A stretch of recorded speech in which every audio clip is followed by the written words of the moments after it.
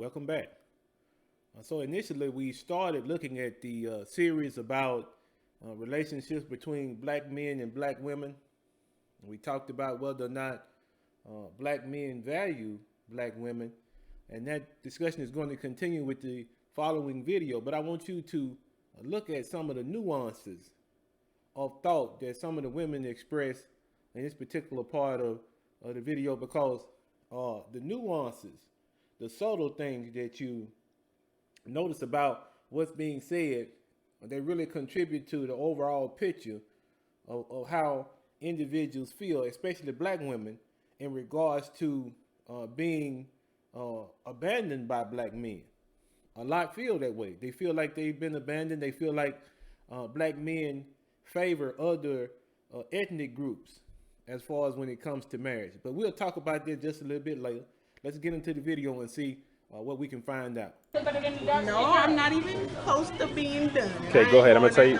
Go right there, Joe. He said that the reason why he dates some light-skinned mixed girls or white girls is because of black girls. Number one, be walking around ghetto as all get out. They walk around with do-rags on, and they are just ghetto fabulous. He said they got mouths on them. They don't dress. None of that. That's exactly what he said. I didn't coach him to say that. What grade is he in? He's in 9th grade now, but he was in 8th grade when he said it. Middle school girls.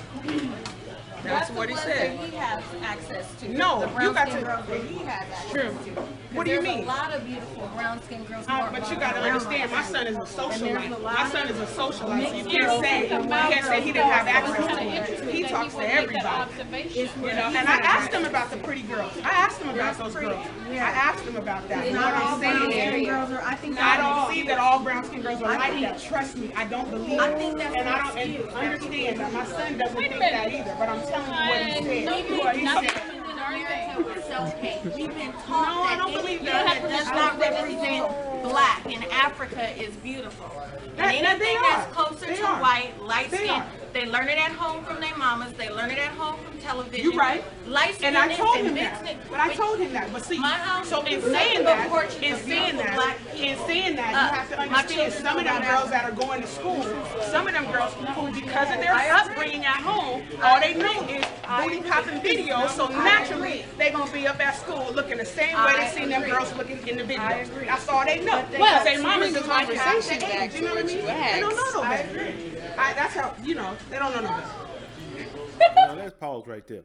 So basically, the conversation is revolving around whether or not a child in 9th grade is seeing things for what it really is. Okay, so he's being exposed to a group of girls in his grade, and he refers to them as being ghetto. Now listen, I'm a firm believer in exploring and knowing where a person comes from, what ethnic group, especially when it pertains to ancestry in Africa. I'm fine with that. I agree.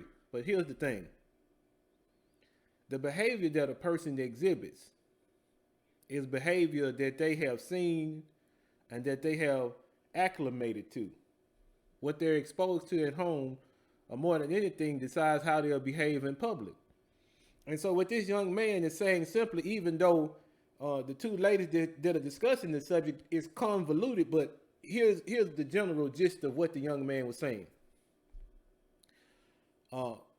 If your appearance is a sign of who you are and how you've been brought up, then there are individuals within our community that really need to work on their appearance. And I don't think it's anything wrong with him saying that. He was being honest, he was being candid, he was being to the point. If you want to be seen a certain way, then present yourself a certain way. Now, we did a whole podcast about appearance and dress and grooming. You can check that out if you want to, but the whole thought about it is you present yourself the way that you would like to be taken. I want you to respond to me with respect. I dress in a respectful manner. I want to be taken seriously, so I dress in a manner that makes you take me seriously. And so that's what the young man was saying. It had nothing to do with colorism, because that's what's being introduced into the conversation. Colorism. You're talking about light skin women as opposed to darker skinned, melanated women. Listen, that's not what the conversation was about. The young man was simply making a statement because of what he saw. And he's allowed to make that judgment because of what he sees. Because if you don't want to be viewed in a certain way, then you won't present yourself a certain way. Let's get back to the video. That's why. Have to laugh because that's not what he asked. But That's candid conversation though. good conversation. But So Angela, you feel like, and this is what I learned in college. You date what you have access to, socioeconomic, demographics. You only Every woman is a reflection of the race of men. The black woman is a reflection of the black man. The Asian woman is a reflection of the Asian man, and so on and so forth. And I'm not saying every black man doesn't like black women and all that, but I'm talking about as a whole, we've been damaged. We're still in the trying to recover from that slave mentality. That's true. I'd I say, agree with you on that. I'd say the reason, I mean, a lot of times, as she was saying, we are accustomed to what our atmosphere is or what we're around. So it kind of makes, like, for example, I never thought being younger I would want to date someone out of race, but my eyes now open to it. So, because being in this area, it's impossible. Like, you don't see the black men loving on the black women, so it's kind of like, well, so now what do? Let's start venturing out and seeing what other cultures are. You know, Also, even along with that, I believe that we don't have, because you have, one of the other things that he stated was with the girls, the ghetto girls, if you want to call them, a lot of them are literally, you know what I mean, throwing themselves at these boys, making it seem like, I just want to sleep with you type deal. They're trying to kiss on our question. Do you think that where Tavion is now is going to shape what he thinks about black women for his lifetime? No, because me as his mother, I'm showing him something different. I'm showing him that, we can keep our hair up, we can have a standard about ourselves.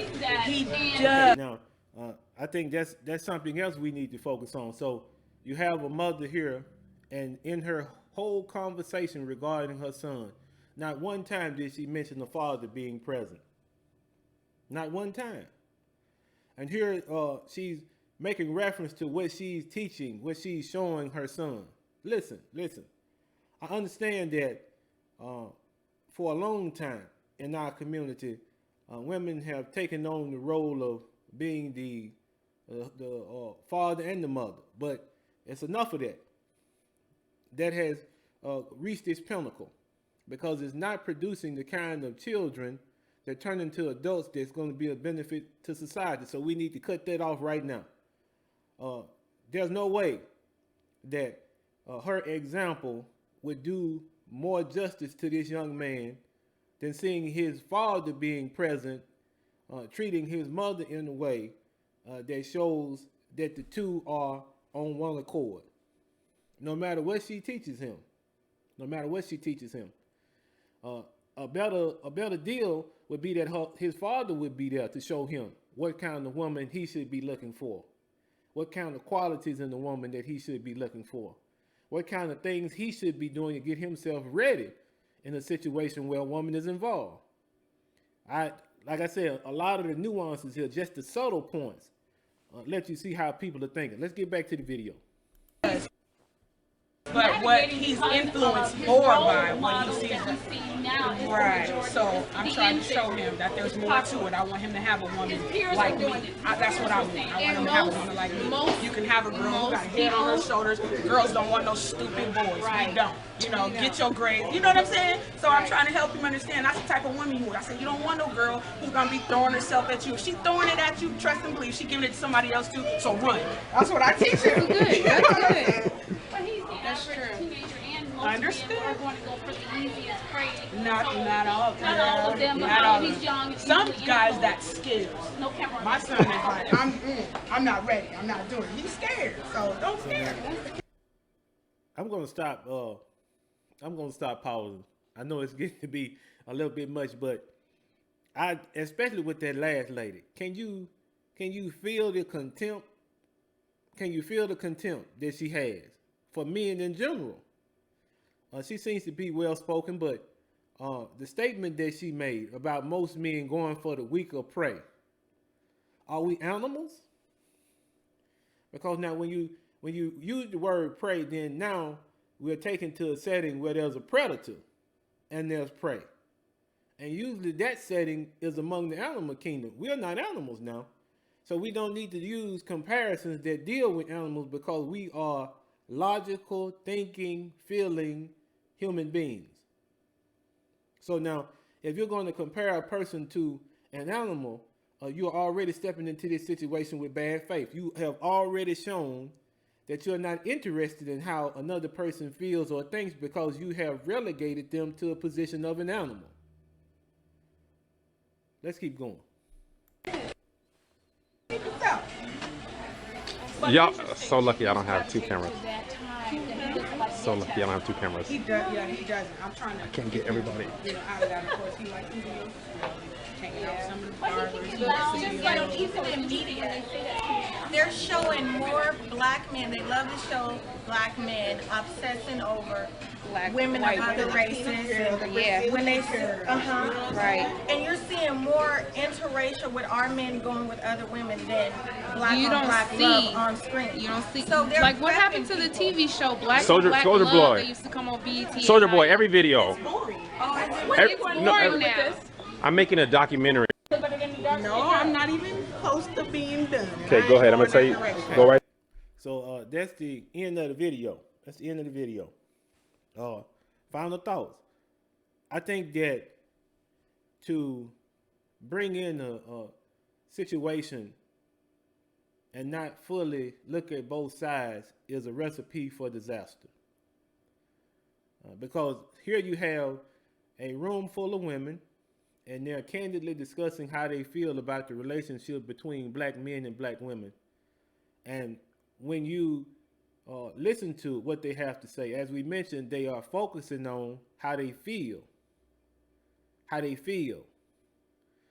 But there's a difference between how you may feel about a certain situation and what that situation actually is. Let me give you some statistics to tell you what I mean.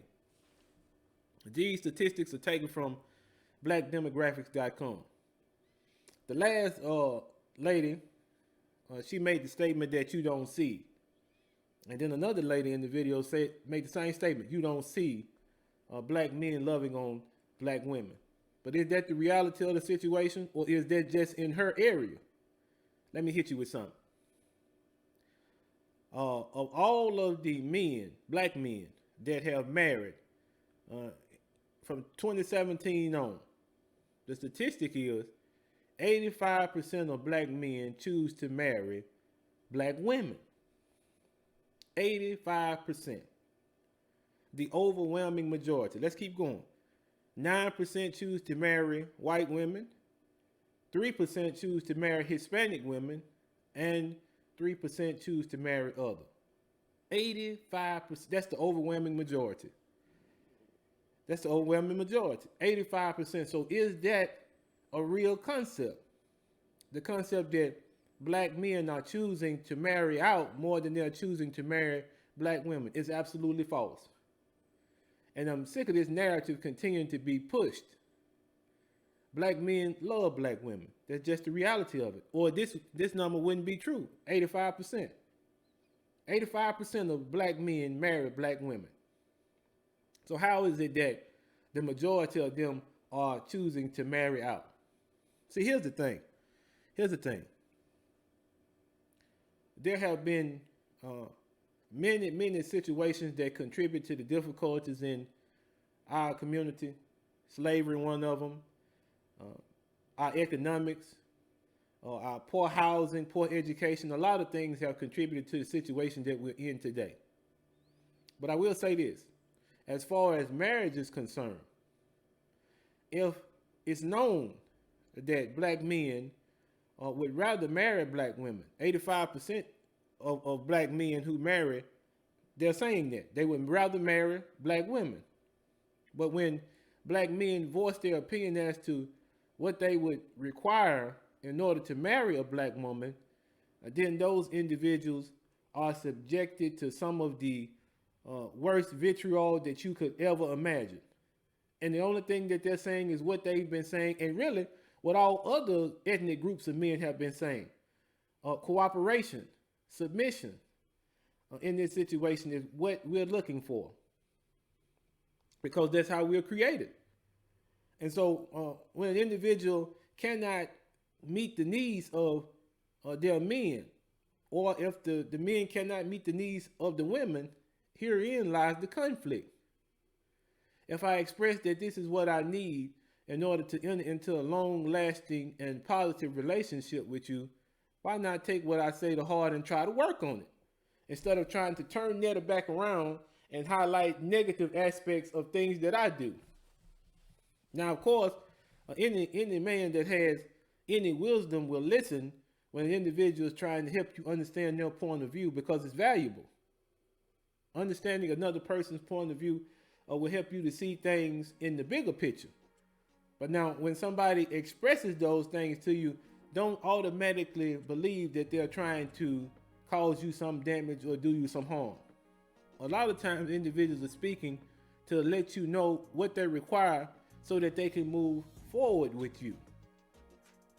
They're notifying you of the things that they need in order to stay where they are. And that's what black men have been doing. We've been doing it. And more is starting to come up to the surface, because we are tired. Just to be honest, we're tired of hearing that statement, of seeing this narrative being pushed that out of all of the other ethnic groups, we don't want the women who share our reflection. It's an absolute lie. As we mentioned, the statistics prove that it's an absolute lie. What you see in the media, what you see perpetrated in movies and television, none of that is reality. That's a picture that someone else painted for you. Take the time to make sure you have the facts before you enter into a conversation. Make sure you know what you're talking about. That has been my thoughts. As always, please like, comment, and subscribe. Be easy.